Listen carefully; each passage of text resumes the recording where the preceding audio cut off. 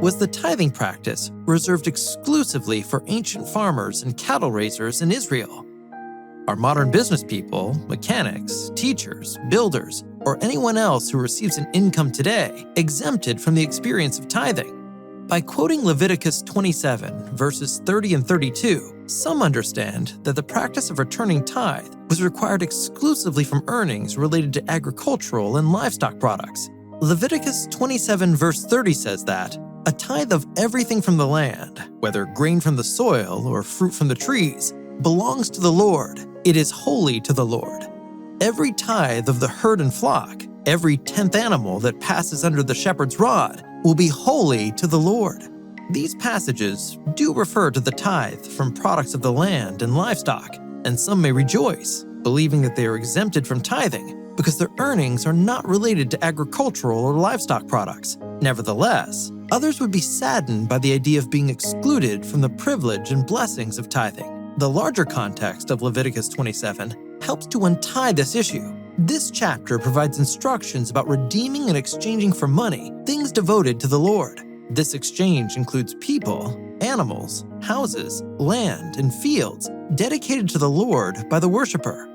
But when it comes to the tithe, Leviticus 27 mentions that the Israelites could only exchange the tithe of the produce of the land for cash, but no provision was made for exchanging the tithe of animals for money. Also, there is no mention of the tithe from cash earned.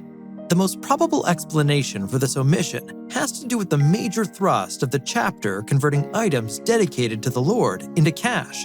If the tithe from a cash income would naturally be in cash, there would be no need to exchange and mention it in the list of exchangeable items of Leviticus 27. Additional evidence that this practice should include earnings from all sources is that Abraham returned to God a tenth of everything, much likely from the spoil that he took back from the 4 kings.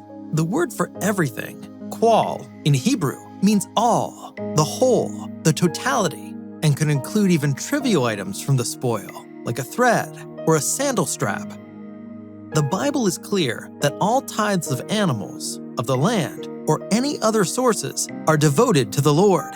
He expects a tithe of everything from everyone. In fact, the act of tithing is a personal invitation for us to always remember that all we have comes from the Lord, and returning 10% to God's work has always been a privilege. We are all invited today to worship the provider of all things with our tithes and promise, which is our regular and systematic offering. May we put our desires last and God first.